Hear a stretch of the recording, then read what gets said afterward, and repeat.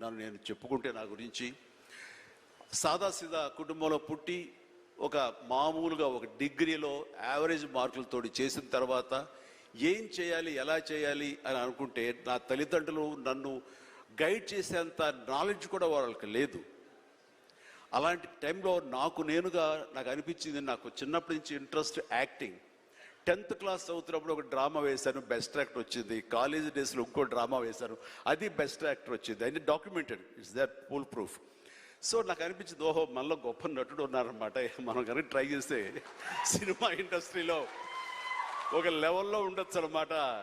ఎందుకు వెళ్ళకూడదు మనం సినిమా ఇండస్ట్రీకి అని అనగానే ఎవరితో మాట్లాడినా సరే, ఏ సినిమా ఇండస్ట్రీ తక్కువ అనుకుంటున్నావా, నీకు తెలిసిన వాళ్ళు ఉన్నారా, నువ్వు వెళ్ళగానే పెద్ద గొప్ప అందగాడివా, నేను వెల్కమ్ చేస్తారా అంటూ అందరూ నెగిటివ్గానే అనేవాడు. అదే సహజం, ఎందుకంటే ఇండస్ట్రీకి వెళ్ళి పాడైపోయిన వాళ్ళు అధిక సంఖ్యలో కనబడుతున్నప్పుడు నేను ఎక్కడో లింగులు ఇటుకుమంటూ నర్సాపురం మొగల్తూరు ఆ ప్రాంతం నుంచి నేను వెళితే కనుక ఎంకరేజ్ చేసే భలే ఉన్నారో వెళ్ళరా అనేవాళ్ళు ఎందుకు ఉంటారు. కానీ లోపల నా తపన అంతా ఖచ్చితంగా వెళ్తే వెళ్ళాలి అనిపించింది. అదే విషయం అమ్మా నాన్నలు చెప్పాను. నేను మైండ్ షిఫ్ట్ గురించి మాట్లాడుతున్నాను. అమ్మా నాన్నలు చెప్తే, నువ్వు వెళితే నీకు ఇంట్రెస్ట్ ఉంటే వెళ్ళు, కానీ ఏదైనా జరగచ్చు, రేపు నువ్వు రాణించవచ్చు రాణించకపోవచ్చు. అలాంటి పరిస్థితుల్లో టైం వేస్ట్ కాకుండా ఇంకో కోర్స్ కూడా చేస్తే, నువ్వు చెన్నై వెళ్తానంటున్నావు, నీ ఫిలిం ఇన్స్టిట్యూట్ ట్రైనింగ్తో పాటు ఇంకో కోర్స్ కూడా చేస్తే బాగుంటుంది కదా. సపోజ్ ఇది రాణించలేదు, ఇంకో దాంట్లోకి వెళ్తావు, టైం వేస్ట్ కాదు అంటే వాళ్ళ మాట కాదనలేక, ఏమో బొమ్మ పైకి సిరితే కాయిన్ బొమ్మ పడవచ్చు, బొలుసు పడవచ్చు, జీవితంలో ఇది మనం ఊహించి చెప్పలేం అనే ఉద్దేశంతో నేను ఏం చేశానంటే, ICWI institute of cost accountants and works of India, ఇది ఎగ్మూర్లో ఉంటుండేది చెన్నైలో. అక్కడ నైట్ కాలేజీ చేస్తూ పగలంతరేమో ఫిలిం ఇన్స్టిట్యూట్లో ట్రైనింగ్ తీసుకుంటూ అలాగా 2 జోడు గుర్రాల స్వారీ లేదా 2 పడవల మీద ప్రయాణం చేయడం ప్రయత్నం చేశారు. కానీ ఎక్కడో నాకు ఇష్టం లేనిది, అంతంత మాత్రంగా తప్పదని చేయబడ్డటువంటి ICWI కోర్స్ మీద నాకు నిరాశకత కలిగింది. దాన్ని నెమ్మదిగా దానికి తెలియదుకాలు ఇచ్చేసి వదిలేశాను. ఆ తర్వాత ఫిలిం ఇన్స్టిట్యూట్లోనే నేను ఏమైనా చేయాలి, చావో రేవో బతుకో చావు ఇక్కడే ఉండాలి, మనం ఇందులో చేయాలి. ఎప్పుడైతే నేను ఒక డెసిషన్ తీసుకున్నానో, నన్ను నేను ప్రూవ్ చేసుకోవడానికి నేను కష్టపడి పనిచేయాలి, నేను ఇందులో సాధించాలి, ఏమైనా అయ్యి తీరాలి అంటూ చాలా స్ట్రాంగ్గా నేను అనుకున్నాను. లేకపోతే నాకు జీవితం లేదు అనుకున్నాను.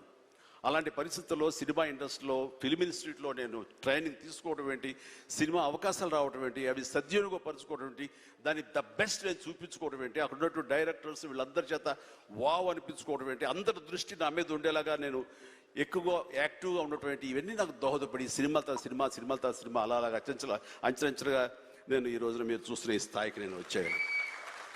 ఇక్కడ ఏంటంటే, ఏమైనా సరే 2 చేద్దాం, జీవితం ఏమవుతుందో అనే అభద్రతా భావంతో ఉండే కంటే, కాదు ఖచ్చితంగా అనుకుంటే సాధించవచ్చు, నాలో టాలెంట్ మీద నాకు నమ్మకం ఉందని సాధించగలరు, కాబట్టి అది వద్దు అనుకుంటూ మైండ్ షిఫ్ట్ చేసుకుని దీని మీద ఫోకస్ పెట్టాను సరే, అక్కడ నేను సఫలీకృతునయ్యాను.